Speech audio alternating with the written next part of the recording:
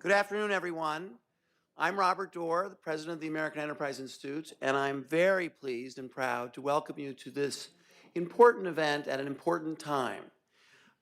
We are here today to launch American Renewal, a conservative plan to strengthen the social contract and save the country's finances, co-edited by former Speaker Paul Ryan and AEI's Angela Rachidi. We couldn't be doing this at a more pivotal time in our country, where I think clearly we're facing up to the fact that we've made commitments that we cannot afford in the long term.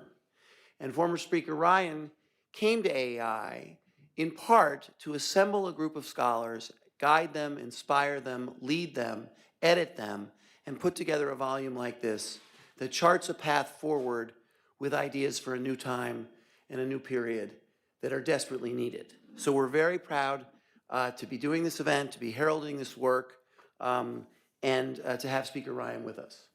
I don't have to introduce him. I will introduce him in a minute, a little bit of detail, but I just want to say the way we're going to do this is the speaker's going to speak, then he and I and his co-editor, Angela Rachidi, are going to engage in a conversation, and then we're going to take a little break.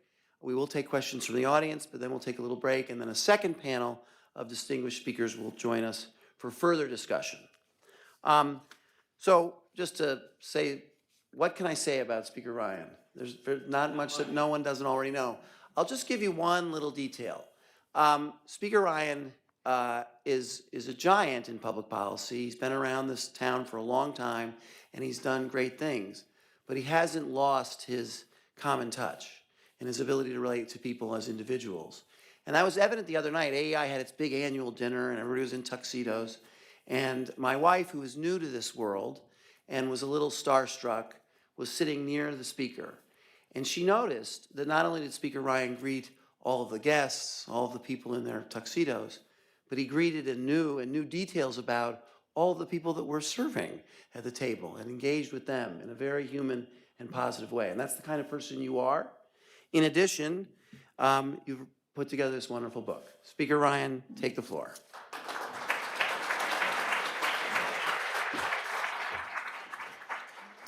Thank you very much, Robert. I really appreciate it.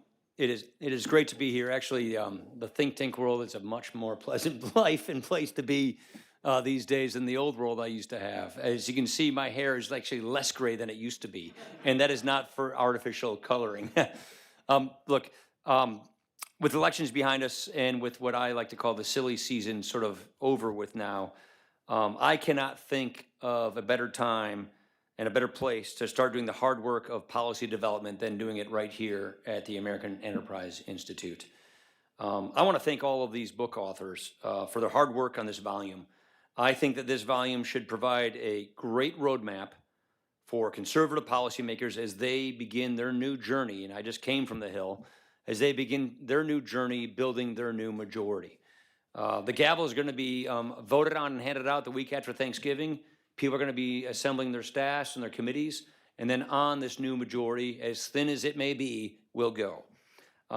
We wanted to do this volume, frankly, because America emerged from the 20th century as the world's sole superpower, and we created a material prosperity that the world had never seen before. But we are now facing enormous political and economic challenges, both from within and from without. We are being challenged by China's repressive regime, and Russia is yet again seeking to impose its totalitarian vision on unwilling countries. Huge challenges they are. The U.S. also faces enormous internal challenges. Our fiscal policy is on a collision course with our monetary policy. And the economic devastation resulting from a debt crisis could truly inflict irreparable damage to our citizens and to our economy. And while we have previously seen a buildup of large national debt, we've seen big deficits before, the manner and the circumstances we face today are unique and different. We are not fighting a war. We're not coming out of a massive fiscal economic crisis, and we do not have a baby boom coming around the corner. We are shifting toward a grayer, older society. We are right now, as a government, making promises that we right now know we cannot keep. And unless we change course, And unless we change course soon, we face a series of increasingly unappealing policy choices. Cuts to programs seniors rely on, massive tax increases on the middle class, a hollowed out military at a time when we have massive foreign policy challenges, and an increasingly angry citizenry frustrated that the promises of their government that were made to them are not being kept.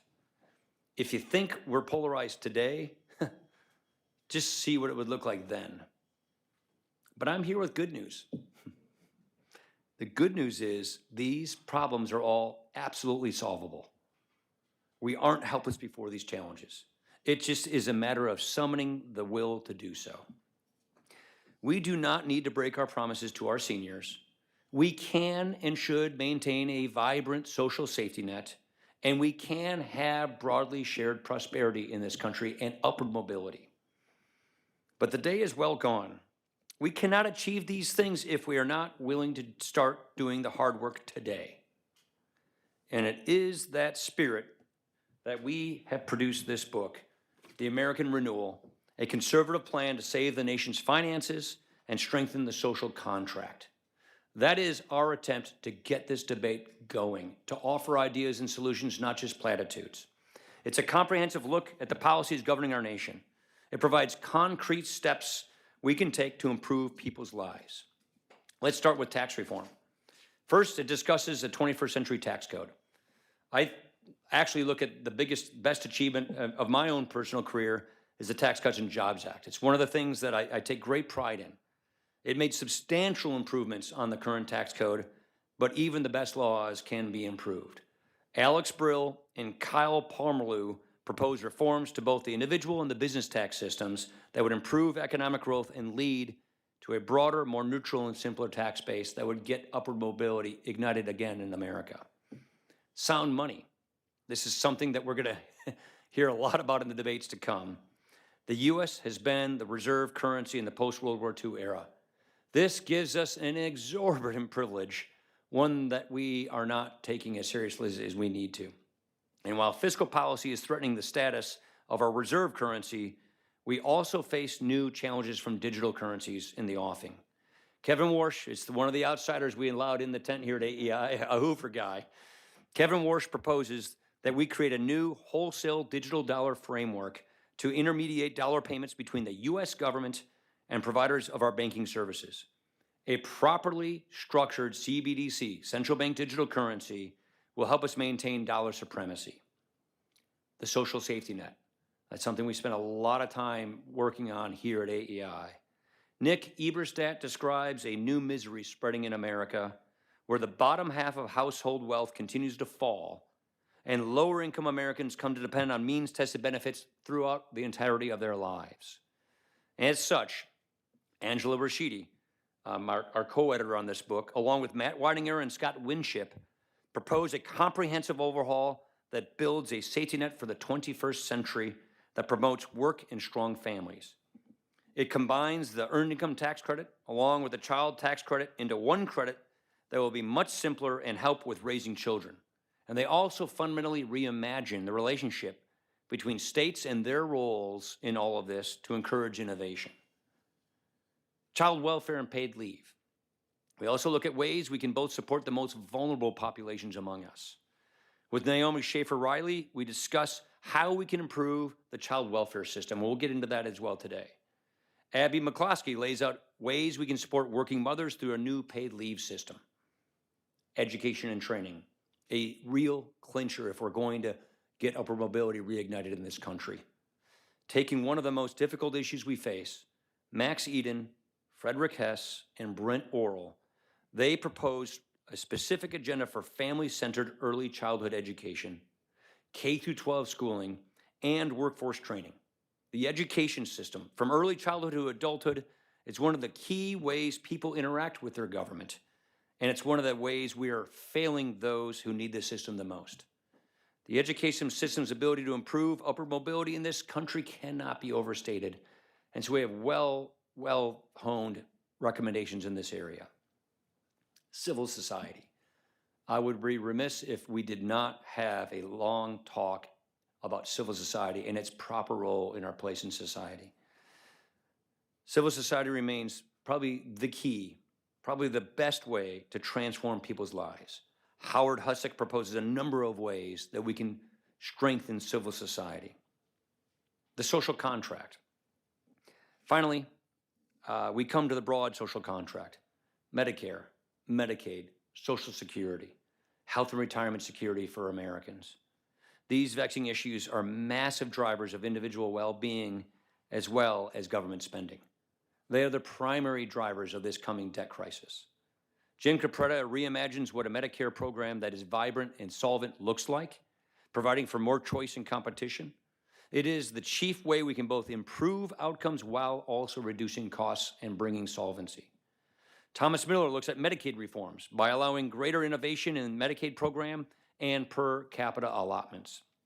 Andrew Biggs, he protects retirement security by looking abroad and finding wisdom in what other countries are doing to promote retirement savings to offer a better solvent system for American workers and their families. And finally, Richard Burkhauser, he looks at ways to improve work incentives for individuals on disability and bringing solvency to that program as well. There are a lot of specifics in this book. I'm not sure that it's going to be sold at all of your airports or be made into a movie. There are a lot of good, dense policy prescriptions in this book. And I just want to thank Angela Rachidi, our co-editor, with a solid second and help from Peyton Roth, wherever Peyton is. Thank you very, very much for all of your hard work in doing this. What I hope to get out of this is to give conservative policymakers the space and the ability to start thinking creatively about how best to help and serve the American people. What is consistent among all of these policies is that our current government was mostly designed in the 20th century in ways that are proving unsustainable in the 21st century.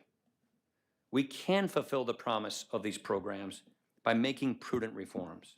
Or we could be the first generation ever in the history of our country to sever our legacy by leaving the next generation worse off. We can take prudent steps to repair our safety net and raise living standards. Or we can watch as our citizens become much more frustrated and much less prosperous. What we cannot do is say that we were not warned. And that is what is before us. We know that we have challenges, but we also know that there are solutions to those challenges. And if we meet the challenges before us, if we stomach the will, muster the political consensus, get things done, then we will remain the greatest country on earth. It is just a matter of will. So what we're trying to do here is to get this debate up and running and off and going. Thank you again, and I very much look forward to our conversation. Appreciate it.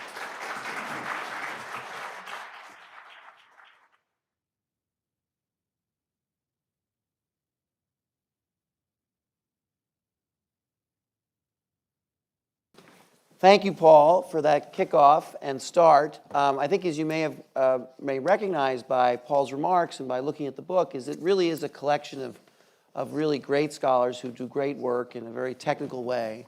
And it's a heavy book, and it's got a lot of details, and it's got a lot of specifics. It's a serious book, and that's a good thing, because I think Paul is saying, or I'm saying, or I think we think at AEI, that it's time to tackle these issues in a serious way with a real focus on outcomes that will serve our country well.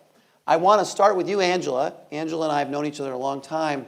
Angela worked with me when I was in New York City working for Mike Bloomberg as the Commissioner of Social Services. Angela was the Director of Research and Evaluation. And for now, almost 9 years, you've been a scholar here covering these issues. SNAP, you're probably the foremost expert on SNAP, foremost expert on TANF.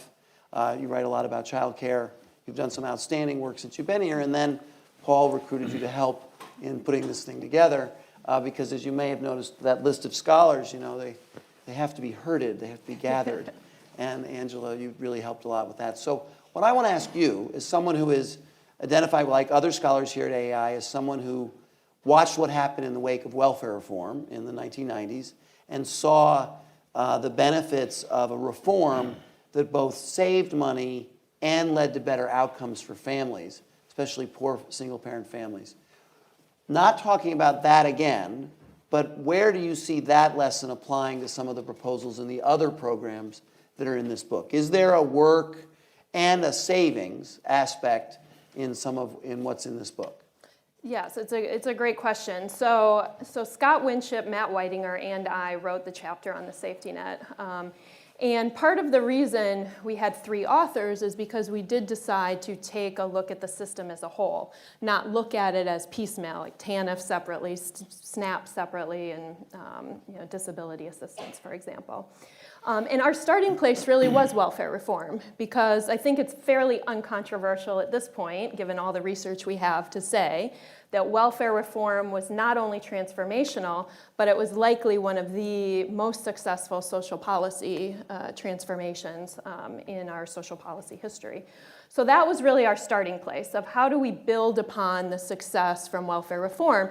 And as you mentioned, the research now shows, and even a few recent studies that came out, shows that welfare reform did lead to child poverty reductions, increase in employment among single mothers, and better outcomes for kids and their mothers as well over time, like lower food insecurity, better health outcomes, things like that. So we do look to welfare reform as kind of a guide to what we can do. But in doing that for our proposed reforms on the safety net, we could have really taken 2 approaches. One is to say, let's take the successful components of welfare reform, work requirements, time limits, and let's just apply all of that to all of the other safety net programs. That's one approach, and actually I think all 3 of us have talked about doing that in the past. But when we really sort of discussed how should we design a safety net for the next generation, we knew we had to get, it was more than just that, we knew we had to get 2 things right. One was changing sort of the financial architecture of how these programs operate. Currently, these programs, with the exception of TANF, are almost 100% federally funded. So states have very little incentive to actually achieve a positive outcome, being reduced dependency, so getting people off of these programs, because it's kind of a perverse incentive for them, because then they would lose federal dollars coming into their state. So the incentives are all wrong. So what we propose is to change that financial architecture and to have states finance 50% of the balance of the safety net. TANF, not only TANF, but SNAP and disability assistance as well. So that was one problem we wanted to address. And it is a big change, but we wanted to add to that the ability for states to build on what we learned from welfare reform. So we kind of propose a super waiver, which may be a term coined by the speaker, but to allow states to combine programs and to have more flexibility in designing how these programs can better serve families and result in more positive outcomes. And so that places a lot of responsibility on the states, but it reduces the requirement that the federal government is the entity that comes in and says, you must have a work requirement, you must have a time limit. It more lets states impose those provisions as they see fit. And then just finally, to add to that, the federal government, in our view of a reformed safety net, still plays a major role. We believe that the federal government should do what it's best at doing, which is transferring income to low-income families. So the federal government would still have a responsibility for providing tax credits to working families. It would be tied to work, only available to working families. And we actually propose reforming the earned income tax credit and the child tax credit so that it not only supports work better, but it also supports marriage. Because in our overarching argument is that the safety net must be set up to both support work and marriage. So Paul, I think you're the former chairman of the Ways and Means Committee, chairman of the Budget Committee, Speaker of the House. Issues concerning entitlement reform for the benefits of preserving our fiscal strength as a country have been something you've cared about your entire career. Mm-hmm. And there's 2 ways to do that. One is to make some reductions in the long-term spending paths, and the other is to find ways to either change or enhance the revenue coming into the federal government. One of the things that's in the book, in the tax chapter, that's interesting, and I wanted to get you talking about, is your proposal concerning a border adjustment carbon tax. Mm-hmm. Why did the authors come to that? Why do you like that idea? What will it do for revenues for the government? And what does it say about your attitude about climate change? Yeah, so Kyle and Alex and I spent a lot of time talking about this. Those are the two authors of this proposal. Number one, I'll start with the back of it. So do I think we should move toward decarbonizing our economy? I do. So what's the smartest way to do that? It's not what we're doing now. It's not green pork, picking winners and losers in Washington, industrial policy, subsidizing yesterday's technology, which is basically what's happening right now.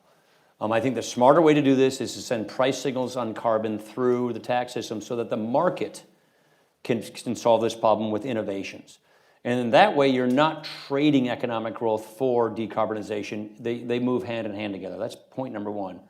Point number two is my argument, our argument here, is for conservatives to participate in this issue, here is our price of poker. We want a supply-side pro-growth tax system in exchange.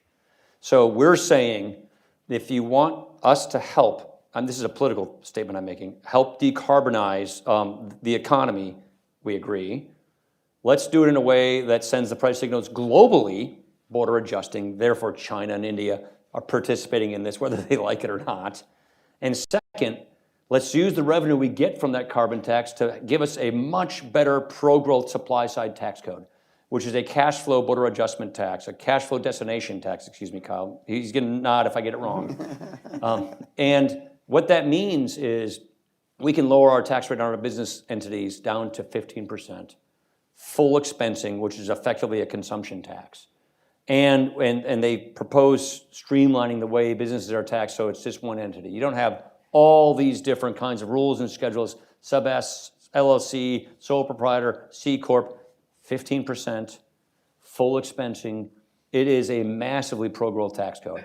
To pay for that, and we propose a lot of reforms on the individual side to still have a progressive tax rate system, but a more collapsed system that's more pro-growth, that also is pro-charity and civil society, combined with these reforms of the EITC and the CTC. But to pay for all of that, we think throw a carbon tax on top of it so you can hit your revenue line, which is a revenue-neutral revenue line off the baseline. And we think the smarter carbon policy is to send price signals through the code.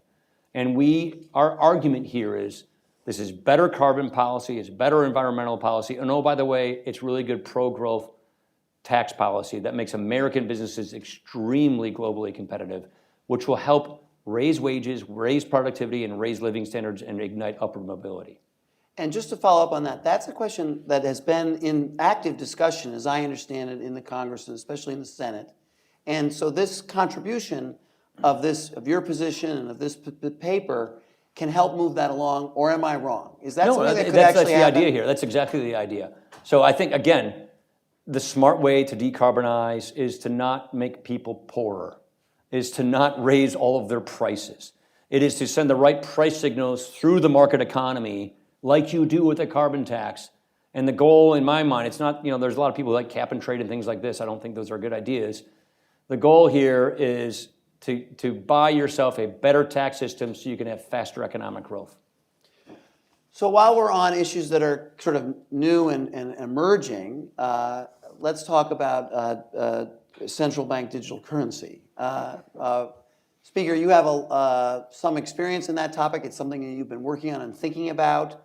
What's in this volume about that and about a payment system or a different way of distributing benefits from the federal government? Yeah, I spent a good deal of time with Kevin Warsh, so we went to a Hoover guy, but sorry about that too. It just shows how generous I am that I'm allowed to, I bring that up just. Right, so but Kevin was also a Federal Reserve Board. He's a great guy. The director of board, governor. And so, how do I set this up? I want to be as efficient with words as possible.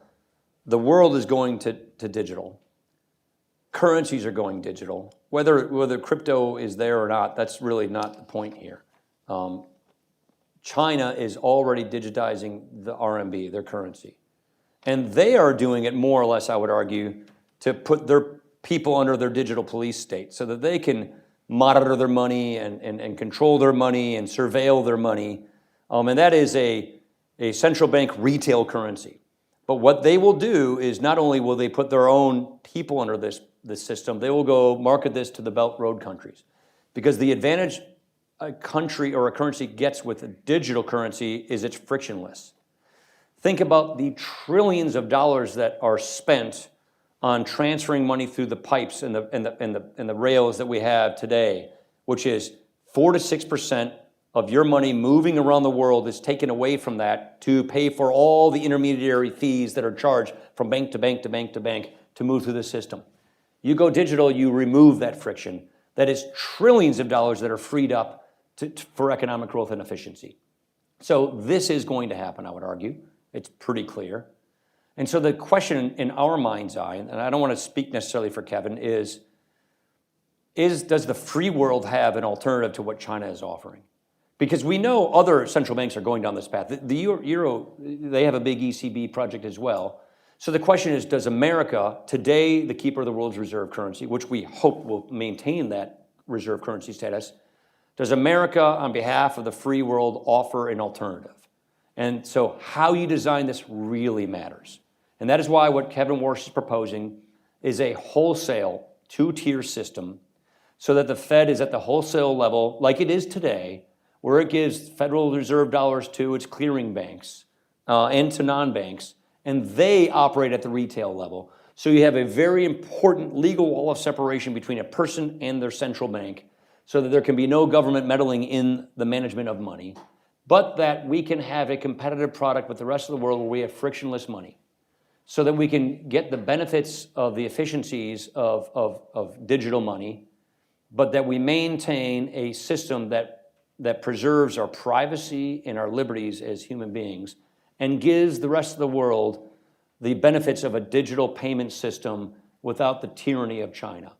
That will help us lead and make sure that we maintain our world reserve currency status if we get our fiscal house in order, which is the purpose of the rest of this book. And another issue that is actively being discussed by both parties in Congress now and is sort of waiting to be resolved, and the contribution of the volume keeps that moving, gives that a little energy. Angela, one way of looking at the public policy debate about social services or aid to poor families in the past year and a half is that the Democrats very much wanted to expand the child tax credit and pay it regardless of whether anybody did any work or had any earnings to every family in America. And they put a lot of emphasis on that. It was the highest priority of the Build Back Better Act that President Biden proposed. And then over time, as discussion occurred around that and Americans came face to face with something that was giving federal assistance in the way the old welfare system did to families regardless of whether they worked or addressed their underlying circumstances, Congress, through Senator Manchin's decision-making process, decided they weren't going to do that. My first question is, where do you come down? Where does this volume come down on this child tax credit? Should we be paying, as the federal government, a universal benefit to families with children just because they have children, regardless of whether they work? Well, the first answer to your question in terms of where I come down, so there was this sort of misunderstanding about what the child tax credit is in that whole debate that you just described. They sort of, the Democrats sold it as, look, the child tax credit exists, but it misses this large group of people who are the poorest of the poor because they're not working. This program currently misses them. We need to expand it to them. But it sort of missed the balance of the safety net, which is billions of dollars that is set up exactly for those families. So that was sort of a misunderstanding. And so what they were trying to do is exactly what you said, is take us back to a system where you are paying people not to work. And I think where I come down on that is that would be returning us to a pre-welfare reform environment that we know from a lot of research was not effective at all. It did not help families move up the income ladder. It actually trapped them in poverty, and we did not have good outcomes for children or their parents. So that, in my mind, was entirely the wrong way to go. I understand the desire to want to have our government programs properly targeted, so they should be targeted to the poorest families, But what we propose in our chapter is that in order to do that, you need to focus on two key components, which is employment. So if a family is not working, our policies need to be designed to help them into the labor market, to help them work. And then the other component is family. We know from the data that children are much less likely to be in poverty if they have two adults in the household, typically in a married situation. So our policies need to reflect that and encourage both employment and two-parent child raising. Paul, we've got an article in the volume by Rich Burkhauser, the foremost expert on disability benefits. We have chapters by Jim Gruppetta and Tom Miller on healthcare. In those two broad areas, areas which you've worked on and thought about for a long time, what are the ideas in either of those or both of those that come top to mind, or that you want to make sure our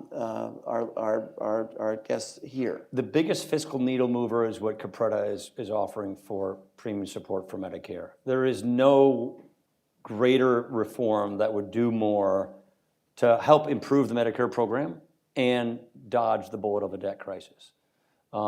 CBO now finally, with their long-term model that they finally put into place a number of years ago, will show you can make the program work better by giving choice and competition of plans to compete against each other for that beneficiary's business. And then the government subsidizes that beneficiary based on how wealthy or poor or healthy they are. Less for the wealthy, less for the healthy, more for the poor, more for the sick. You can adjust that benefit. That act of choice and competition, which we know very, very well. Part D works as a premium support system. The federal employee benefit health system works as a premium support system. That reform in and of itself right there, frankly, and with some other reforms that Jim has proposed on how we treat the trust funds, will do more in and of itself to wipe trillions of dollars of unfunded liabilities off the books, and to give us a predictable growth rate for that program, by which the bond markets, I would argue, would reward us for dealing with this issue once and for all and helping us dodge that moment in the bond markets where we could truly have a cataclysmic debt crisis kind of an event. On the Burkhauser work point with disability, if you look at the disability program, and I spent a lot of time when I was chair of doing this, there are a lot of people who go on the disability program who can do other jobs than the one that they were working at before. And so you want to encourage that.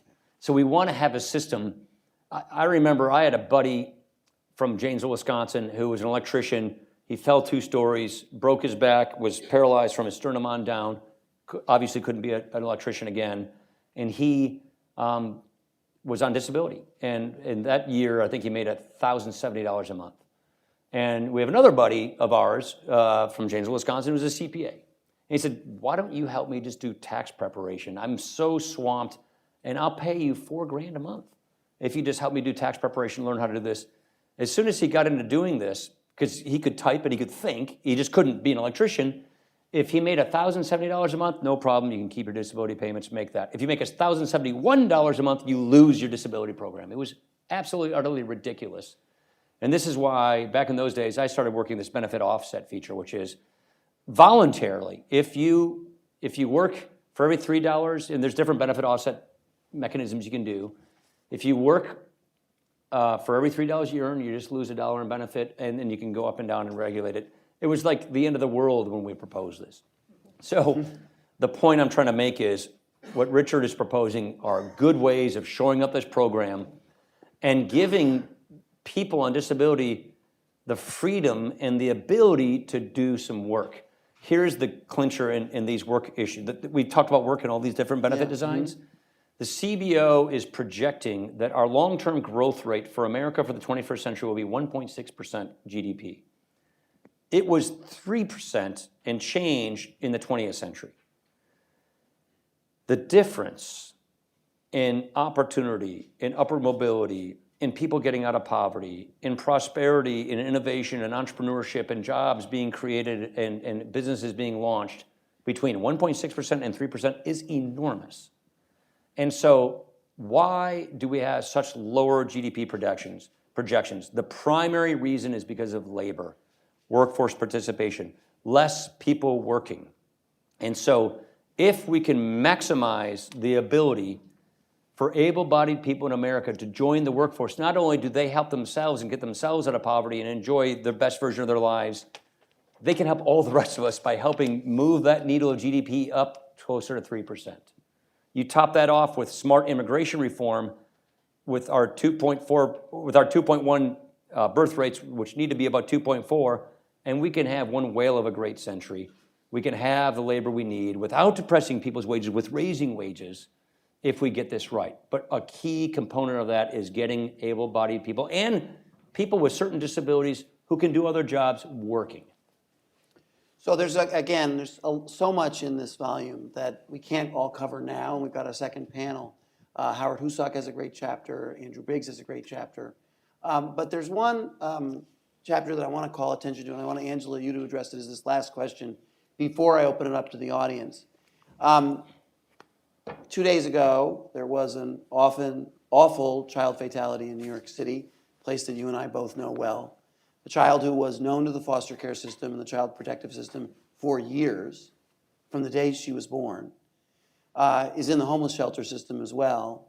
And due to either pressures or policies that have sort of pushed, I think our author on this subject, Naomi Schaefer-Riley, would say, that have pushed the system to rush to return children to their families, even when they're very dangerous circumstances, partly motivated by kind of a woke concern about race.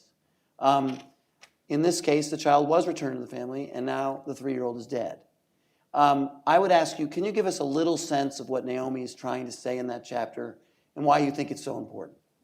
Sure, and Naomi is here. And so, I mean, I give Naomi a lot of credit. She's been writing about this issue for a number of years. She wrote a book about this topic, and she has a wonderful chapter in our book. And so I encourage everybody to read it. But yes, she makes the point that, I mean, our child welfare system is set up to is supposed to protect the most vulnerable children in our society. It really is. I mean, these are children who are in extremely difficult home environments, who are facing abuse and neglect, and that is the government entity that is supposed to be protecting them. Naomi argues, and I completely agree with her based on all of the work that she's done, that that system has completely lost its way. It is not, the aim of that system is no longer to protect children. It is about pushing a social agenda. It's about protecting the parents over the needs of the children. And much of this happens at the state level. These are systems that are operated at the state level.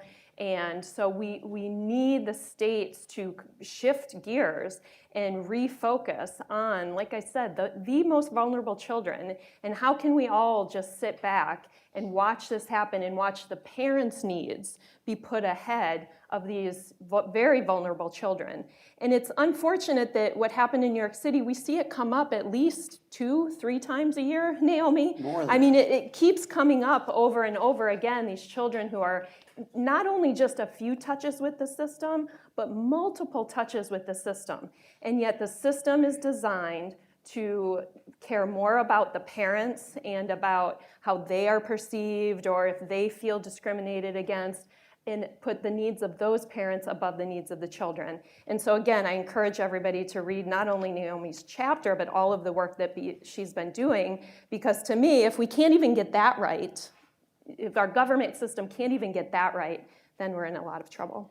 Yeah, and I would just say there had been a lot of progress on this in the past, and it's been reversed in the last 10 or 5 or 10 years, where there's been this obsession and a concern about a perceived racial bias of the system that has led judges and systems to be pushed to move children back into homes where they're really not safe. Okay, I want to call on questions from the audience. And let's see, we have one right there, front row. Hi, Carl Polzer. I have a little project called the Center on Capital and Social Equity, and I fight for the bottom 50%, who I think a group that's been largely neglected. So on the child tax credit, one point I've made is that it's unfair the way it is now. And we want a question.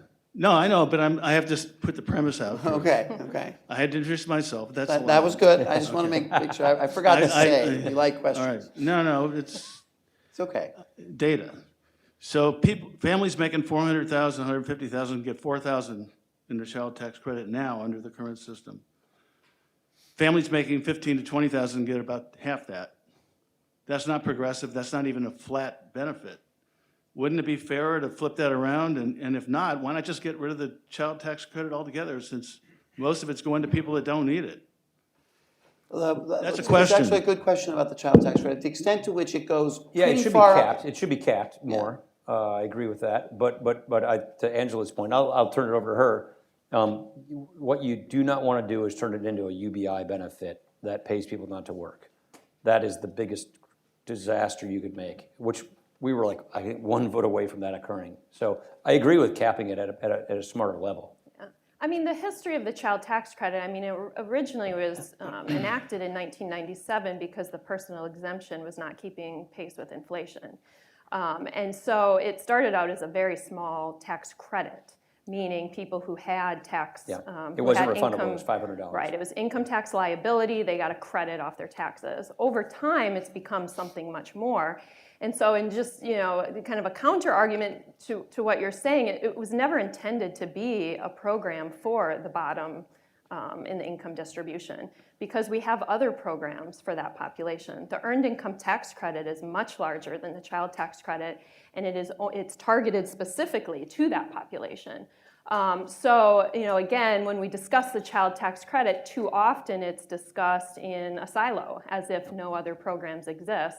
I would argue that the tax credit should return to some of their original purposes, which is part of the tax code, to offset tax liability, make it refundable for the earned income tax credit. That's fine because it is a good work incentive. It encourages work. But if we're talking about the most vulnerable families, we need policies that connect them to work, which is why those policies work. And if they're not connected to work, just sending them money, I think, is the wrong approach, because there's no opportunity for capacity building, for example, and things like that. Well, It's about the fairness of what the wealthier go. Well, I'm saying there's a bet that you can't think of it as only the child tax credit. And the reason it goes up to $400,000 income now is because it replaced the personal exemption. Yes, sir, in the back. Right there. Right there. Sure. JP Hogan. When ACA and Obamacare was at the Supreme Court, they argued it was needed because you couldn't control state spillover, like Vermont sending their sick to Massachusetts. How does the open border then not be unconstitutional if they're letting millions in? So how would you control spillover as a national versus Obamacare's state spillover was justified? I'm not sure I get I'm not- the I'm not- question. I mean, we don't deal with immigration in this. It's not we didn't do immigration reform in here. Call them legal citizens now to some extent, so they're wanting the Yeah, I mean, I disagree with the Biden border policy, no two ways about it, but that's not something we deal with in this book. We don't have immigration in this book. I get your point. I was speaking of it's contradictory law. If you say you need Obamacare at the national level because you can't control the spillover state to state. Yeah, right. How do you then allow those people to say, well, we can keep the border open? We disagree with that.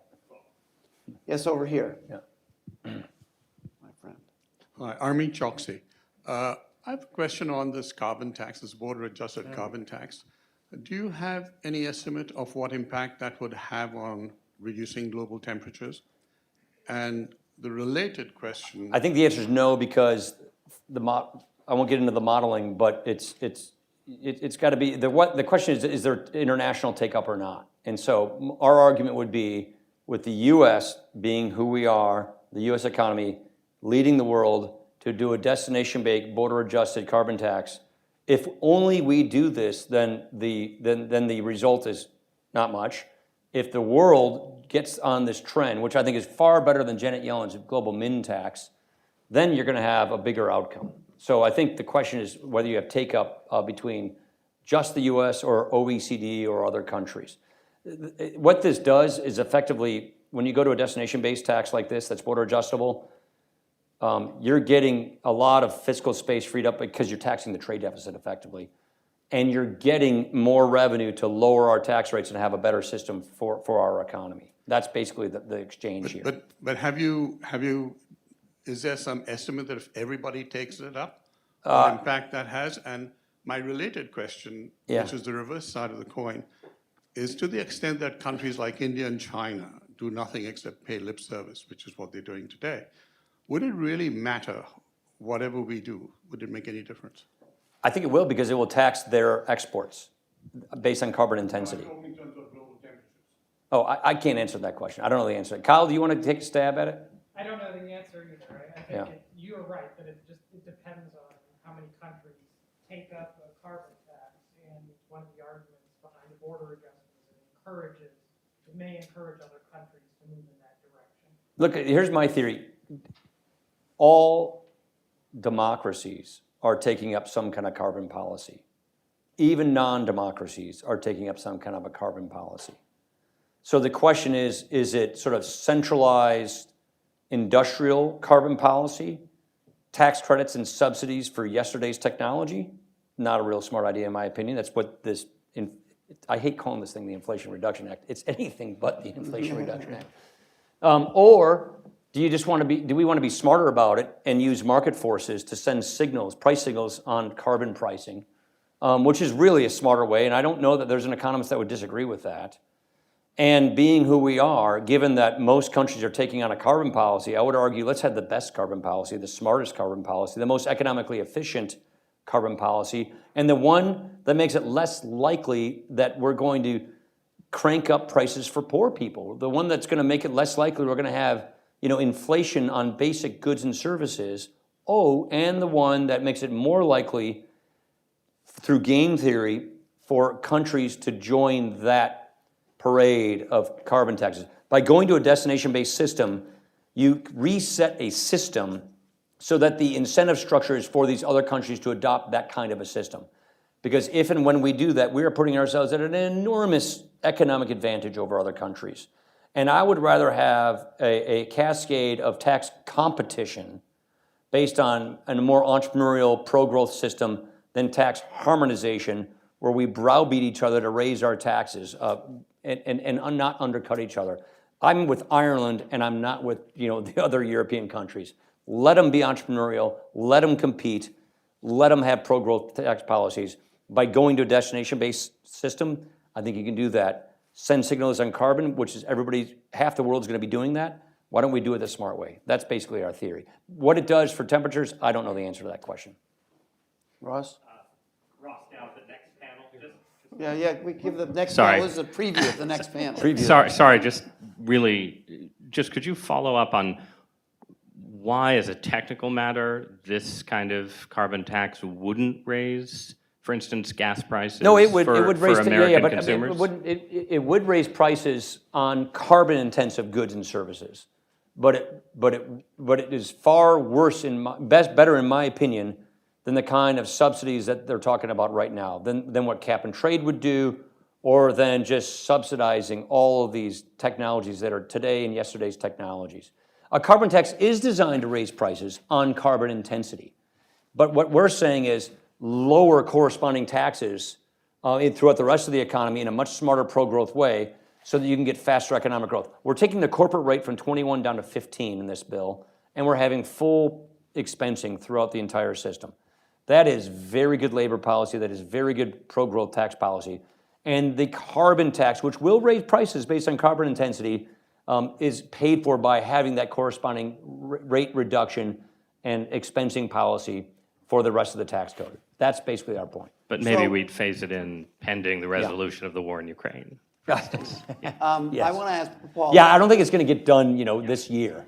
I want to finish up with just one sort of timing question for you, Paul. In the past, entitlement reformers, deficit hawks, people that were concerned about the long-term trend in spending and revenues, were kind of proven wrong because interest rates remain very low and Yeah. we seem to survive. But do you think now, with inflation where it is and with interest rates rising, that we are truly in a different circumstance? I do. The Federal Reserve hit the ball for the entire Great Moderation. So all those predictions or whatever, I remember I was on Bull Simpson and we were thinking it was right around the corner. Yeah. If the Fed keeps playing the game that they were playing, through all their asset purchases, through all their easing and their low rates, that was going to happen. But look what just happened. The whole thing blew up in our face. We now have out of control inflation, way more than transitory, and it's going to take the Fed, a good while to get this under control. And there's no way, in my opinion, we're going to avoid a recession to get there. So the question now, and just watch that CBO long-term budget the next time around. That's what's going to be really interesting, to see what their new long-term baseline is going to be. So I know this sounds like, crying wolf all of the time. The point we are making in this book is this is not a bunch of root canal economics.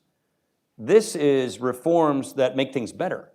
What we're trying to prevent is austerity and root canal economics. What these reforms do is make these programs work better, and using what we've learned in the private sector and in the 21st century to make these programs work better so that we can have an age of American renewal and prosperity, so that we don't have to have root canal austerity economics if and when, not really if, when that debt crisis occurs.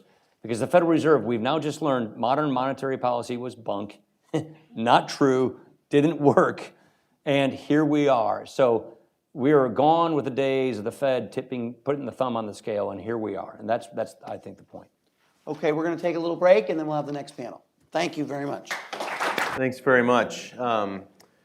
And thanks to Paul Ryan and Angela Rachidi and Robert Doar for the great discussion before this. It's great to have everybody here. It's good to be here with this distinguished panel and talking about the issues that we're talking about today. My name is Ryan Streeter. I'm the Director of Domestic Policy Studies here at AEI, and really enjoyed reading the book. And if you haven't had a chance to do it yourself, I'm sure you will as well. It's a great contribution by a lot of our colleagues and friends, colleagues at AEI and friends of AEI. We're going to talk with this distinguished panel about some reactions to the earlier remarks and to the book's content, and then we'll open it up for some questions, and we'll be out of here by 3:50. So we'll move pretty quickly. And for those of you who are watching online, you can submit questions as well. You can do that in one of two ways, by email or on Twitter. By email, you send them to Thomas O'Rourke at AEI.org. That's Thomas.O''Rourke at AEI.org, or on Twitter at #American Renewal. So #American Renewal on Twitter if you want to send questions in that way, and we'll do our best to get to them. A long time ago in a galaxy far, far away was a thing called the Simpson-Bowles Commission. Seems like a long time. It's been a long time since I've been on a panel talking about fiscal policy and entitlement reform and the like. And then something happened. It didn't actually succeed in the end. And then Paul Ryan became a vice presidential candidate, and we took a 10-year vacation, it seems like, from talking about these issues. So here we are. We're back, and I'm joined by a great group to do just that. To my right is Kay Coles-James, who's currently the Secretary of the Commonwealth of Virginia, but also known to many of you for her senior positions in both Bush administrations and most recently the president of the Heritage Foundation.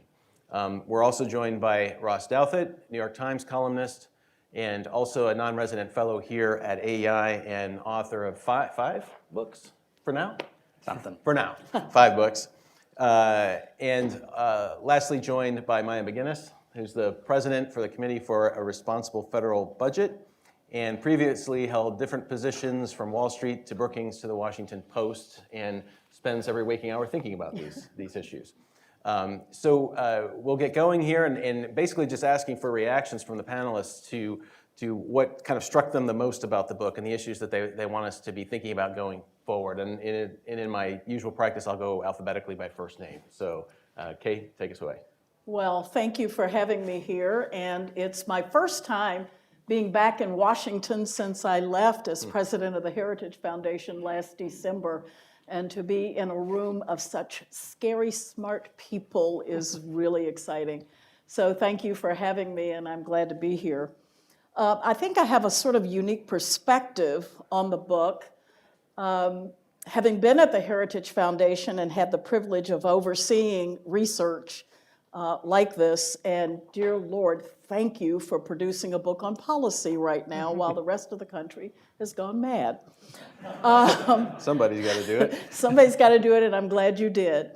So I've overseen research, developed policy, tried to translate policy into legislation, drafted regulations, and overseen programs. So I've seen it from the beginning of the funnel all the way to the end.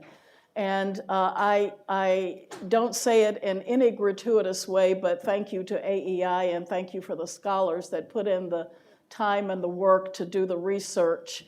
It is so desperately needed in our country right now that we are focusing on research, data-driven solutions to the problems that face our country.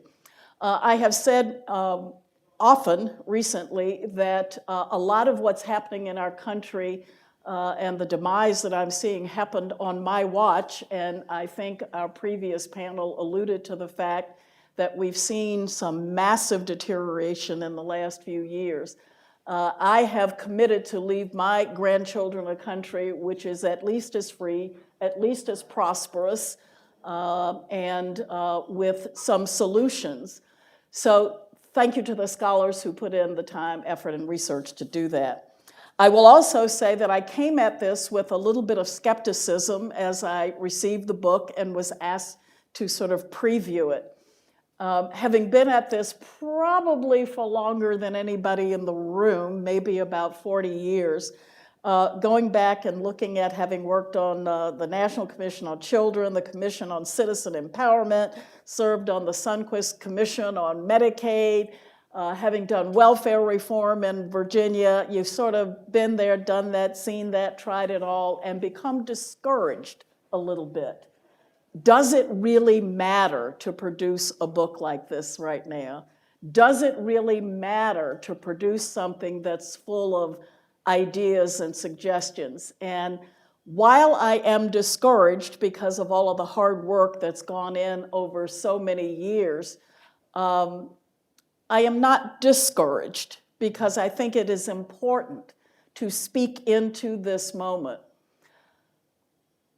Having said that, as a longtime advocate within the conservative movement, I think that this is an opportune time for us because we as conservatives and people who care about human flourishing, who care about these issues, need to understand that those individuals who are taking leadership in our country right now and who are promoting certain agendas don't really have the evidence-based research to back many of the proposals that they are suggesting. We as conservatives do. I self-identify as a conservative not because I care about winning an argument, but I really do care about human flourishing. I care about lifting people out of poverty. I care about the debt that we leave the next generation. And so ideas do matter. So again, I want to say congratulations to the team for doing this.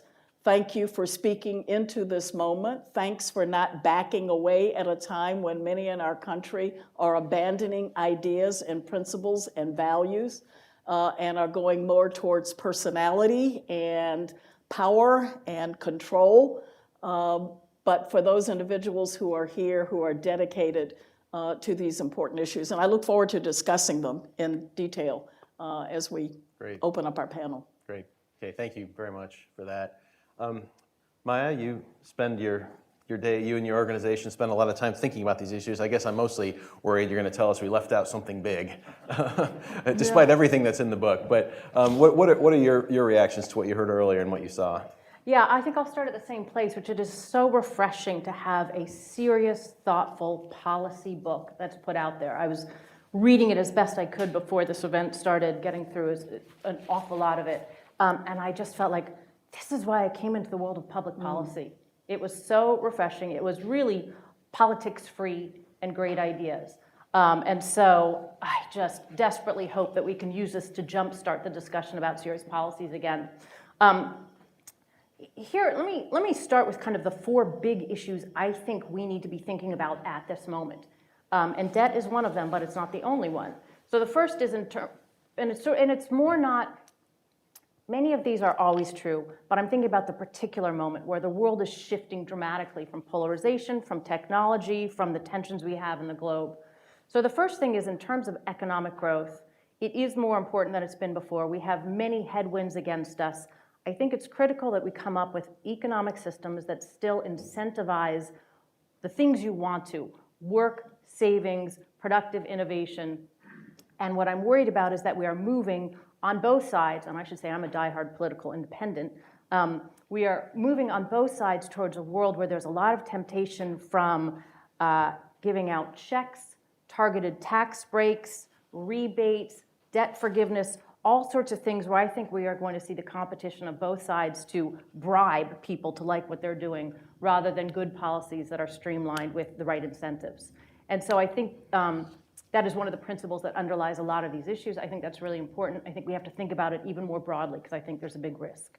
The second big risk or issue I think about is economic security in terms of the new threats that we're thinking, not just your normal, does the household have enough savings, but economic security as we're advancing. How do you deal with things like disinformation, cyber attacks, other technological weapons that are able to be used by internal actors, external actors, nation states, and individuals who can now have access to these weapons? These things are huge because they can bring down entire financial systems. And so when I think about the risks that we need to be addressing, that's a part of it. The third issue is how to ensure against the big risks of the moment. And we are still living with a social contract that ensured against the risks of last century. And so I really appreciate this book tackles how to reform a lot of those elements of the social contract. But these were the same ideas we needed 10 years ago and 15 years ago in terms of how to fix entitlements and other things.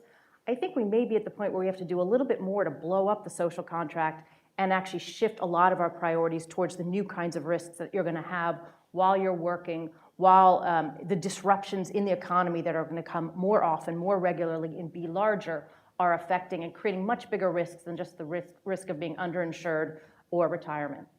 And the final is obviously the one that's near and dear to my heart: fiscal issues, deficit and debt. It is a huge threat in and of its own right. We had 10 years, Paul said this exactly right, we had 10 years where the macroeconomic conditions looked to not be really worried about deficits because of the activities with central banks, among other things, and also demographic shifts. Other things are keeping rates artificially low, but we are incredibly vulnerable to growing rates. There's a risk there, but I think more troubling, the risk is that all these other threats, whether they're external, just from the fast pace of change, are not able to be addressed or funded when you're fiscally weak. And fiscal vulnerability, which is what we have now, leaves you unable to deal with any of the economic or national security threats and challenges that come along. That's the position where we are in. I hope this is the first step towards moving to get into a more secure place, but there are a lot of big disruptions in our own social contract that we're going to have to do to address that. Great, thanks very much. And if I could just follow up very quickly, just on your third point on big risks, can you say just a little bit more about some of the ones that you're most concerned about? Sure, for what a social contract needs to think Yeah. about? Yeah, so I think, you've always, basically you want a social contract to in many ways insure against the things that happen what insurance should do, things that aren't your fault, things that you couldn't have planned for. We now have an economy where, because of disruptions and shifts in regional economics and where the advantages, what industries are working, how they're working, and how fast the pace of change is, that is obviously, we've been saying this for ages, but it's different than when you join a company and you stayed there forever. But we now have a situation where you are going to become irrelevant after you're out of college for 3 years, right? Like any of us who are older in the workforce know that the younger people, John Schuler is here, he has to help me do everything technologically in my office, right? You need the younger people to teach you how to do things. You're going to become irrelevant in much bigger ways than that more quickly. And so we need to insure against that. We need to insure against everything you've been trained about not being needed anymore as you have different technological innovations that are making that useless.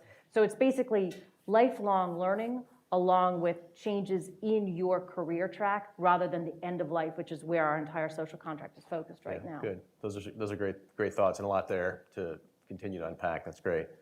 Thanks. Ross, you've been an observer and commenter of pretty much every debate reflected in every chapter in the book at one point or another over the last 20 years, sometimes a participant in the policy-making debates. Where's your head at right now? Well, I would echo the thanks both to the speaker and Angela for putting all this together, and to the authors.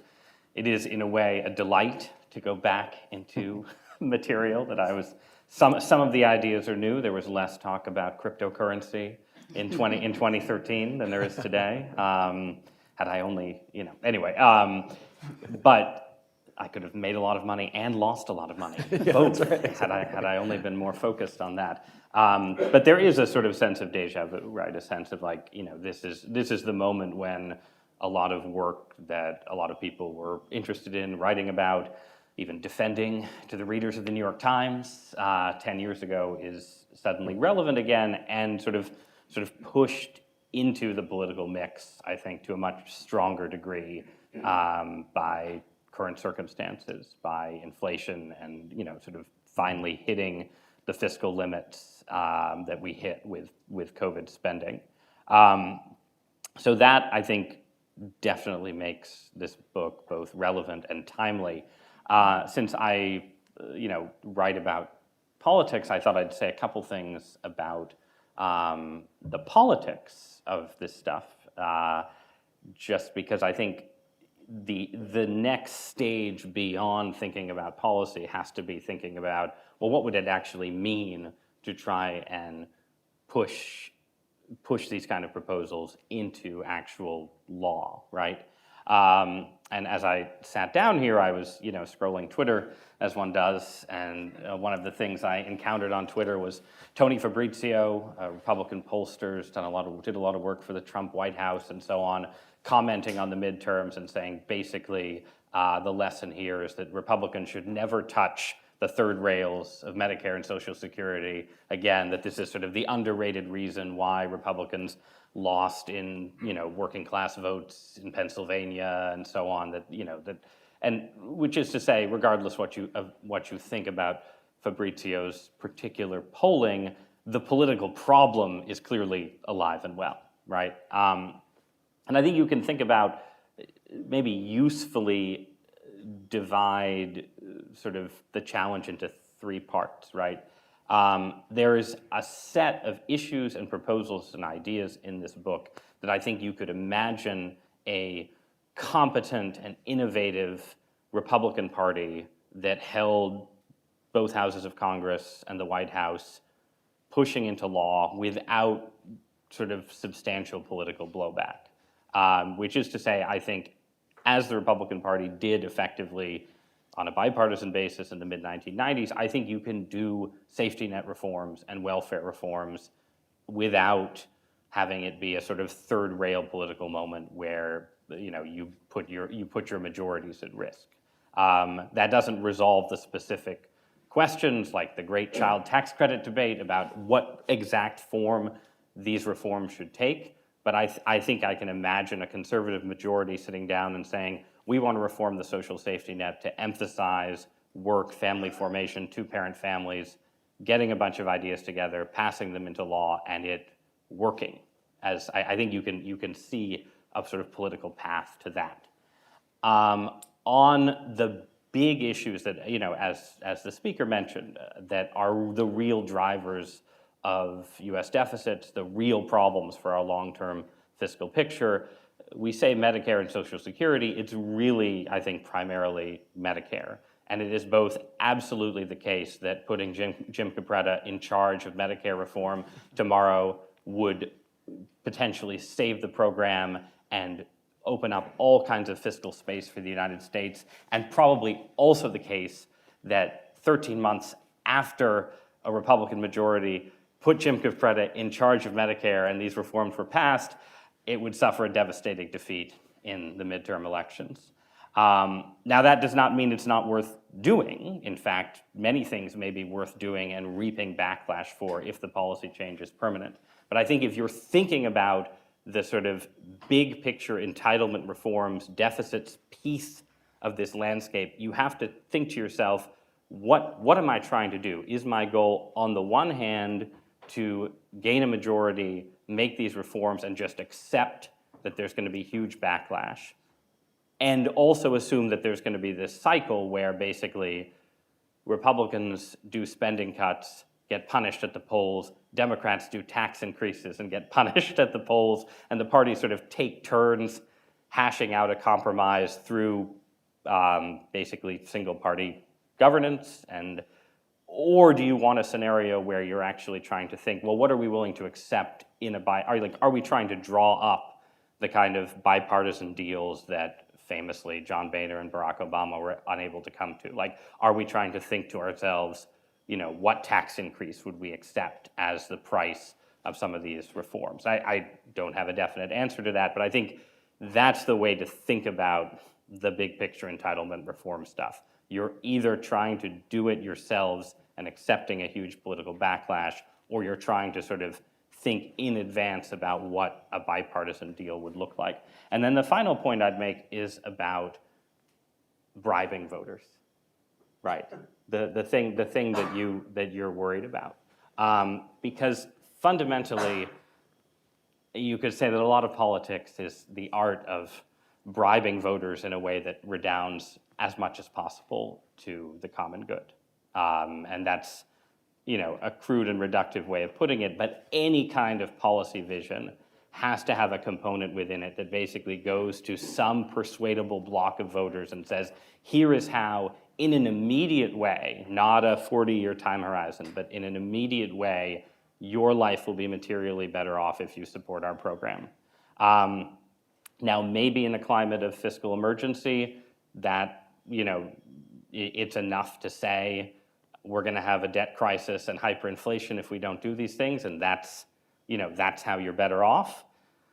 Ideally, though, you want to work before you get to that kind of no-choice politics scenario. And if you look back at every durable, lasting majority in American politics, whether it's the New Deal or Ronald Reagan, you can identify key policies from anything from the original Social Security to Reagan's middle-class tax cuts that are the sort of durable, the offer that you're making to voters. And I think there are, sort of implicit offers contained within this book. There are ways in which reforms could yield immediate benefits for voters. But I think anyone who's thinking about dramatic reforms to reshape the safety net has to be thinking a little bit in that sort of admittedly dangerous but also politically necessary space of the swing voter in Pennsylvania or Ohio listening to your program, listening to your policy pitch, has to be able to identify some clear gain for them out of the larger program. Okay.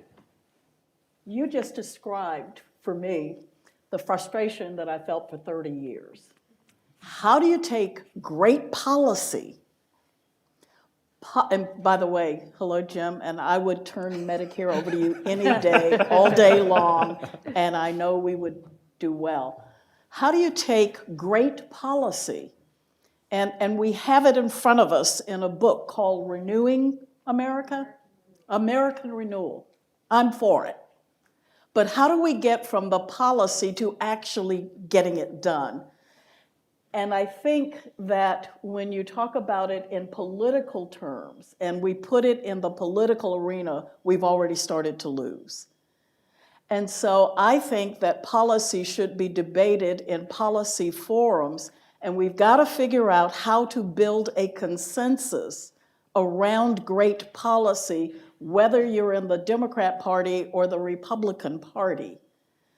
And one of the ways that I have chosen to do that over the years is to develop new language around it.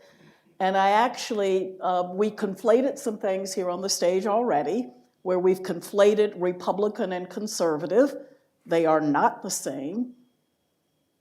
Where I come from, that would elicit an amen. They are not the same. And being conservative, we have to sometimes make those arguments within, the Republican Party as well as within the Democrat Party. I can remember being on a Medicaid commission. I can remember being involved in discussions surrounding Social Security and the lockbox years ago. And I can remember being told we are on a burning platform And that's going to drive entitlement reform, because if we don't, we're at the cliff and then nothing happens. And I think that what we have to do as people who care deeply about good policy that is going to achieve all of the things that we all want, whether it's deficit reduction or entitlement reform, how do we build consensus in a country in order to move that from a policy discussion to actually moving it through the funnel, through to legislation, to actually implementing it through the programs that we care about. And so I think a part of what we need to have a conversation about, and maybe the next book will be, how do we move policy, great policy, evidence-based policy, research, into reality. And it's for those of us who deal in the policy arena, we love having those conversations, we love having those debates, but for me, the rubber hits the road when we can figure out how to build the consensus. And I think that a part of that is going around the political establishment and going directly to the populace. So what that means is some of us have got to figure out how to take these very complex policy ideas and translate it into language that the ordinary American citizen can understand, build the consensus so that we can have the political stamina in order to make this policy real. I really do want to renew America. And I think that we have a great start with great ideas, great solutions, but if we can't get it to the next step, we still lose. And so I think that's vitally important for us to do. If I could tell you the number of times I've been engaged in conversations about entitlement reform, the numbers of commissions, the numbers of reports, so that is discouraging to me, but I'm at least delighted that we're back to having those conversations again. Very good. Did you want to get in? Yeah. Yeah, okay, go. But go. do you want me not to get in? No, go. Yeah. Well, I always have all my questions, and I was just turning. I noticed you jump. No, go ahead. This is about your thoughts. I think what pains me is that the moment for all of the ways we could have done this so much easier has closed. And we are already in the midst of the baby boomers retiring, and we are already in the moment where tensions around the world are so much deeper than we realized them to be 10 and 15 years ago, and we're going to have additional costs because of that. And it would have been easier if we had done these things sooner.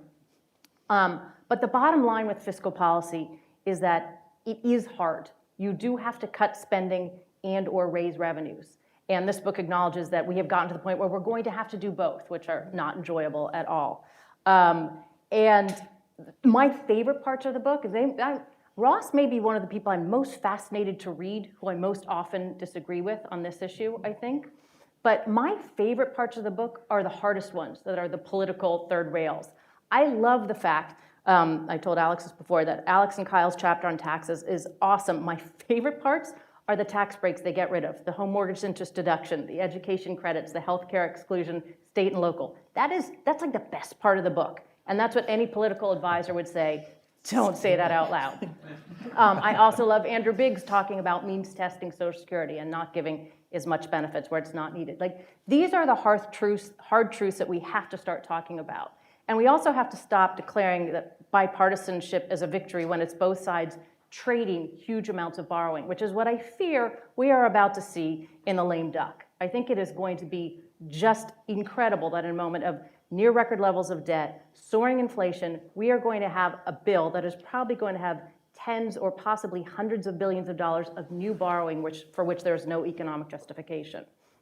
So I think likewise the idea that it's a lot easier to bribe people to get things done is true, but for instance, I would look at the revenues raised from the border adjustment of the carbon, if it's a carbon tax. I would say you could give a small portion of that back to a corporate tax cut, tax rate cut. But I think the moment for giving it all back is gone. because we have waited so long. And I think if you don't start with the policy, the fact that we're going to have to make real choices to get the fiscal situation under control, we're going to continue to sell these free lunch myths, whether it's tax cuts pay for themselves or MMT, or something is so darn important we shouldn't pay for it, when really if something is so darn important we should pay for it. That's going to continue. So I'm worried that we have to make those changes as quickly as possible. And I will just point out that sort of the fiscal policies we've had from the past two presidents, take COVID and put it aside because we needed to borrow then. But President Biden has borrowed almost $5 trillion since he has entered office. President Trump borrowed well over $7 trillion, and his promises were, I'm going to cut taxes, I'm going to increase spending, and I'm not going to fix Social Security and Medicare. That's what he did. And it led to $7.5 trillion of new debt that we shouldn't have had. So I just think part of what we have to do is bust open this whole myth that it's going to be easy and we can just kind of grow our way out of it. So I really appreciate the stark realities. The one thing I think the book is missing is I do think because it's focused on fiscal policy, it would be great to see how all these policies add up.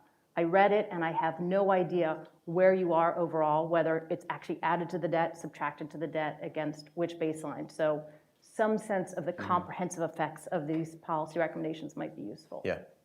No, good point. And I know in previous conversations with Paul Ryan, sort of in his mind, the next step is to start doing some of that as well. That's great. You know, so you should great. be involved in that.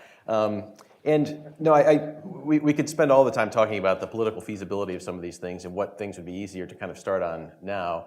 But that's a long conversation, and it is just a real issue, and it's been with us. Like even when we were talking about these things over a decade ago, even some of the enthusiasm around, say, the Tea Party election in 2010 really masked resistance to these kinds of changes that were under the surface. We built a panel survey of 2,500 self-identified conservatives with YouGov back then, right before the election.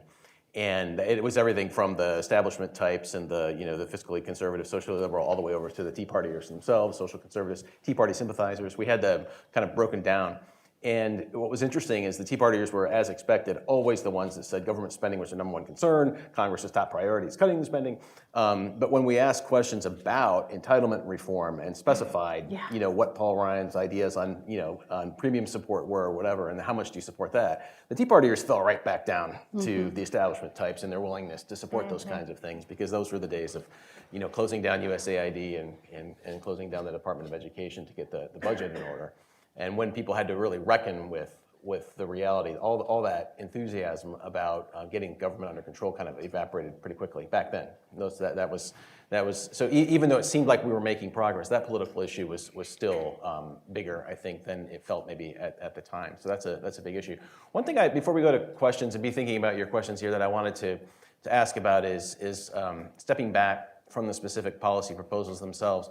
One theme that kind of runs through the book, this otherwise wonky book, sometimes directly or implied, you heard it in Paul Ryan's remarks, it's seen most explicitly in Nick Aberset's chapter, is this kind of theme of stagnation and malaise, sclerosis of institutions that demographically we're struggling. Our engines of prosperity are not firing as they used to.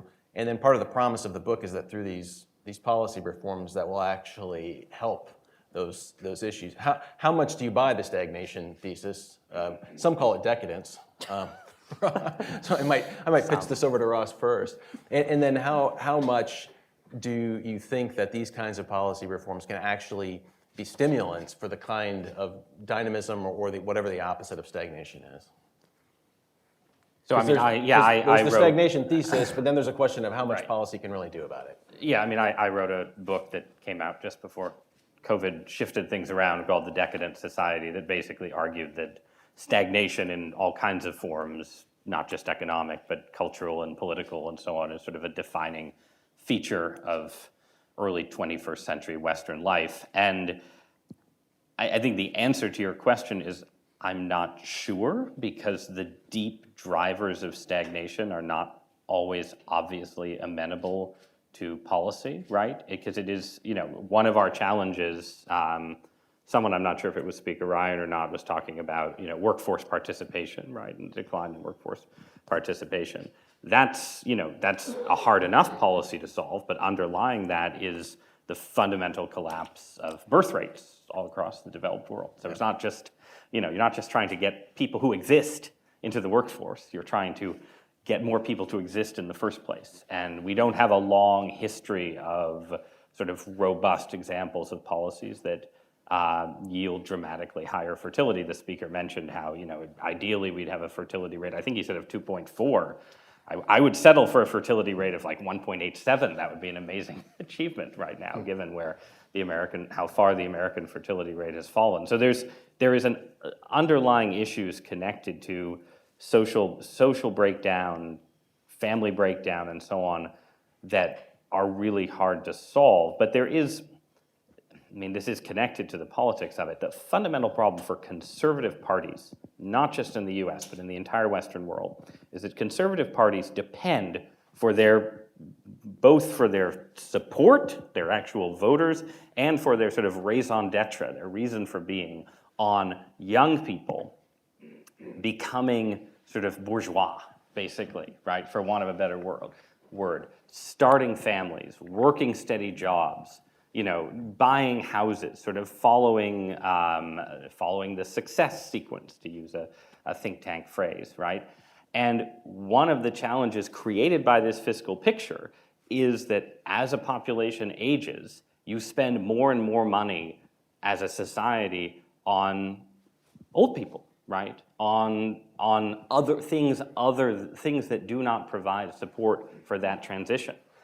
So ideally, from a conservative perspective, you would want to spend less money on Medicare and Social Security, and whether it's through economic growth or creative policy or both, spend more money supporting young people going through those life transitions that create, we think, human flourishing, certainly create conservative voters, Republican voters, both, right?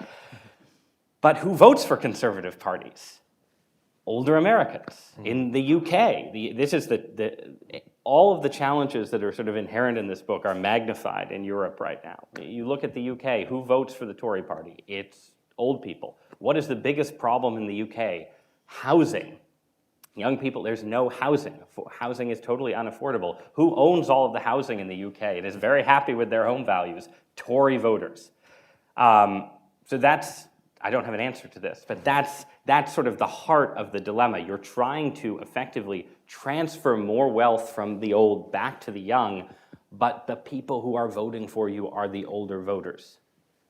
Which is why I believe for us to have success as conservatives, we've got to be able to articulate our policies to young people. And I believe that we as conservatives should lean into that, because when I talk to young audiences and I ask them about things that matter to them, and I said, what if I could bring you proposals that would actually provide access to health care in a more affordable way for a broader group of the American population, would you be interested? Yeah. What if I told you that I could bring you proposals that could, in fact, close the education gap and close down the failure factories called schools and actually improve outcomes in education? Would you be interested? Yes. What if I told you I could actually bring you proposals that would move people through the success, what'd you say? Sequence, and take them from poverty into that middle class? Would you be interested? And they say yes. And what if I told you that I had policies that are based on research that tells me that can happen? Would you be interested? And they say yes. So I think a part of what we have to do as conservatives is to take what's in this marvelous book and translate it into language that is understood and believable to the young people in this country. And we should not hesitate to do it, because we have the answers to the things that concern them most. And we can win them, and we can get them, and we can win minorities as well with those messages. And we can take it from the think tank world, from the policy world, sell those ideas. I don't think we have to bribe people. I think we can win them. And I think we can win them with the ideas that we have, and that's why ideas matter. And that's why I'm excited that we are looking at ideas that will, and I think Paul said it best, and I forget the exact language that he used. These are conservative ideas, but they're not a root canal. They're not going to hurt. These are things that will actually contribute to human flourishing, lift people out of poverty, improve outcomes. And it's for those reasons that I'm a conservative. You know, it's not because I woke up one day and just thought, gee, that's a nice group of people to hang around with. These ideas matter. They change people's lives. And so, you know, it's an important work, yes, but the one thing that I would like to do more of is to see how to take these ideas and sell them in the marketplace, not just to policymakers here in Washington, but to those individuals out there across America who love this country and want to see us flourish and to see us renewed. Very good, thanks. Well, with that, we will turn to some questions for those that have them. I will say, just to plug one other study from here that we did with Brookings, to Ross's point. Just this past year, we had a working group report that went through the policy exercise of trying to say if we could rebalance our federal social spending from old people to young people, what would that look like in a budget neutral way? And we did this with Brookings, and I think the results are pretty interesting. So if you're interested in that issue, like, it doesn't solve the politics side of it, obviously, but the question of, like, if we were to do that, what would something like that look like? And I think it's a pretty interesting exercise. Okay, let's go wait for the microphone to come to you and just make sure your question is in the form of a question. Yes, sir, right here. Hi, thanks for being here. I'm Jaden Klubeck, and I'm from the Milken Center for Advancing the American Dream.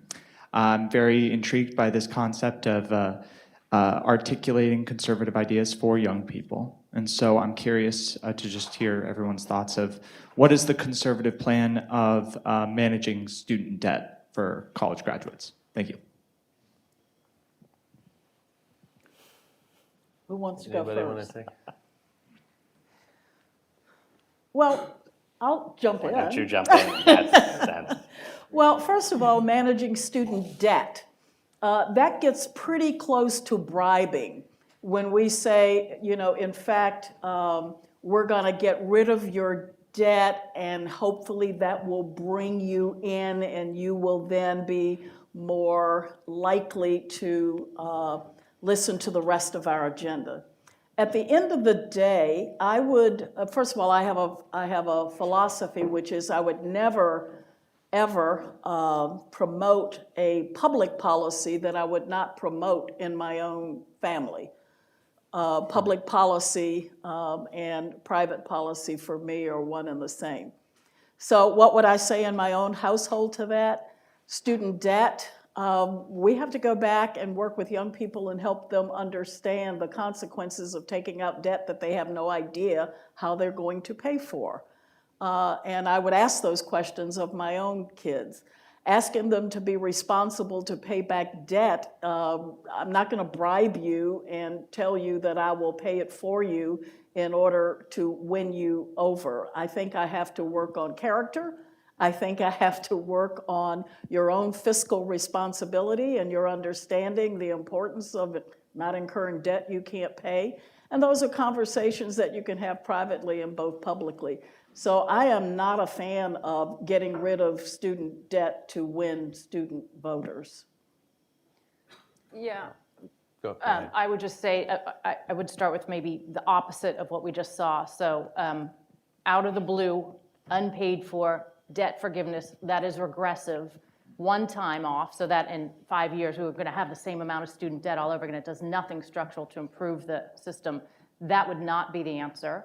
And I also think there is some irony in saying we are going to get rid of student debt by borrowing around $600 billion and passing that on to those same younger people because none of it was paid for.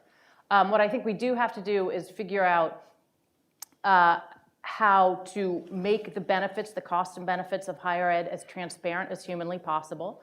I think you have to make public the returns that people get on their education. I think you have to look at the kinds of programs like income-based repayment plans so that you can be paying as a share of your income, and we have policies that do that already that I think are about to be worsened in some of the changes that we're likely to see. And you have to realize that in every area that we subsidize through the tax code, and again, back to the Kyle and Alex chapter, why I like some of the tax-based broadening they did so much, every area, housing, healthcare, and student and education, where we try to subsidize it through the tax code, what we do is we drive up the costs. So the reason that higher ed is growing, the costs are growing so much faster than the economy overall, is because of the way that we subsidize it in the first place. So the less we do that, the more market discipline there actually would be for people deciding what's a good investment and not. What she said.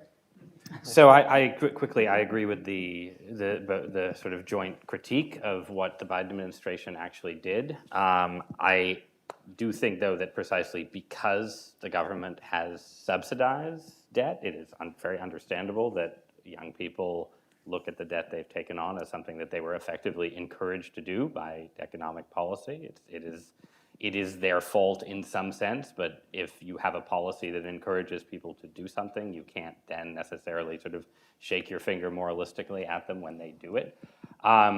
So with that in mind, what I think you're looking for is basically mechanisms that make it easier to repay debt that penalize institutes of higher education that are the ones that are sort of the government's partners in this policy. I'm not enough of an expert in this area to say whether, say, making student loans dischargeable through bankruptcy or these kind of things is, I don't know what exactly the best policy is, but that's the zone that you're looking at, I think, ideally, if you want a conservative answer to the Biden proposals. You're basically saying, how can we make it so that it's a little easier to pay off debt in ways that instead of the taxpayers being on the hook for it, the universities running rip-off master's degree programs, which they really just are. And I mean like Ivy League institutions, not like University of Phoenix. Like universities are essentially predatory on government policy and on students in some of these cases. And I think there are things that conservative policy can say about these.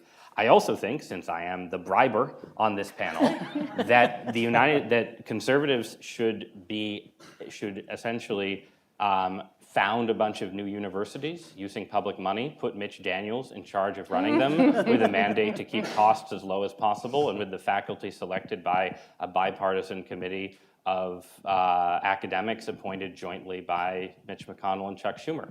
That is my preferred higher education reform. We should have 10 cheap national universities managed in part by the Republican Party for the sake of keeping costs down and ensuring ideological diversity. And that is not a policy that any politician has taken up yet, but I like to get it in whenever I have a captive audience. And I'll say what he said. I love that. All right, good. That's a great idea. Didn't something like that start down in Texas? In Texas, yeah. University of Austin. Mm-hmm. Yeah. Well, that's, yeah. More complicated, but. Yeah. Very good. Any questions from the floor here? I have one from one of our viewers online asking the question, when exactly does debt and deficit spending become politically unpalatable to critical mass of Americans? Does it ever? That's the question. Well, Does it take a crisis? Yes. I mean, I think the reason that we're having this conversation again for the first time is really not that I sat alone in a room you and sat had that alone in a room and conversation, were annoyed at my columns. But yeah, is that it's, I mean, in this sense, Speaker Ryan said, well, the modern monetary theory types have been proven wrong, right? But one thing the modern monetary theorists said that was correct was that it was politically correct. That's not the right word, but they were correct about the politics. The constraint on deficit spending is inflation. When you get inflation, deficit spending becomes politically unpalatable. Now, where the modern monetary theorists were crazy were that they said, well, and once you get inflation, the government will just, cut spending and everything will raise taxes and it'll be easy, right? No, it doesn't get any, you want to avoid the inflationary scenario in the first place precisely because it's so hard to deal with. But that is the constraint. Now, ideally, you don't want the direst scenarios, and the hope would be that you can get reasonable fiscal reforms under moderately inflationary conditions rather than a true debt crisis. But I think, yeah, you absolutely need some form of pain being imposed for. I'm concerned for my grandchildren, because what is that trigger that will make people take the debt crisis seriously? How bad does it have to be? How bad does it have to get? And throughout my lifetime, I've seen certain points where I said, this is it, people are gonna get sick, and it never happens. So I'm fearful for what that looks like. Right now, real wages are going down because of inflation. I think that's sort of the minimum, I think, for what you need to get voters. But the problem is still, if you look at polling from the midterms and people say, I'm very concerned about inflation, what would you like to do about inflation? I can assure you that, fiscally responsible reforms are not super high on the list. So it doesn't resolve the problem of how you do things, but it does actually bring it to voters' attention in a way that absent inflation just doesn't seem to be the case. So we did do polling on this issue quite some time ago because I was curious what would make people care about the issue.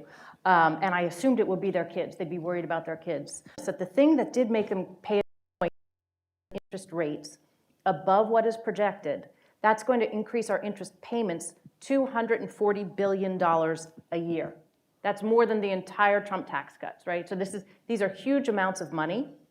And so I do think that our vulnerability with this huge, broad base of debt, and the reason I was worried, everyone said don't worry about debt for so long, is we kept adding to it, so now we're this much more vulnerable. But with this amount of debt, any change in interest rates will have a big increase in interest payments. Interest payments already run families over $3,000 a year in terms of if you look at allocating the budget per family or household.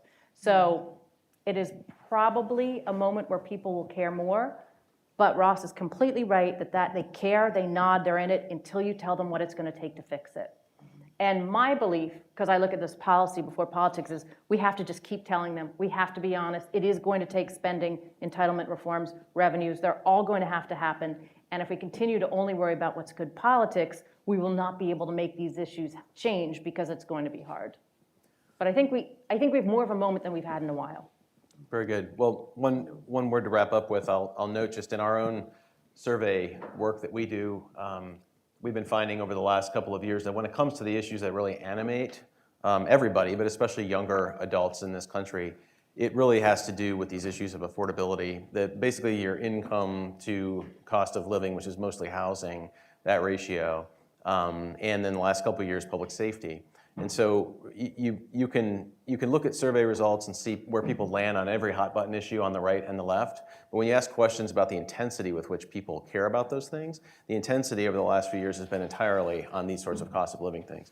And that matches what we see when one of the things I do is I look at where 25 to 35-year-olds move and why. And when you look at why people are leaving New York and going to Nashville or leaving San Francisco and moving to Denver, it's really driven by these sorts of issues. And that's where the intensity really is. So there's a lot in this book too about trying to make these reforms to make people's quality of life better. And it seems to me like when it really comes down, where the rubber meets the road is to somehow personalize these issues in a way that people feel it sort of in their own pocketbooks. And that's going to be a little bit easier to do with some of these issues than others. But I agree with you that we're at a time where we can talk about these things in a way that we haven't been in the last few years. And so it's been fun to do that today with all of you. Thanks for coming. Thanks for being interested in these issues. And please join me in thanking our panelists today for this great discussion.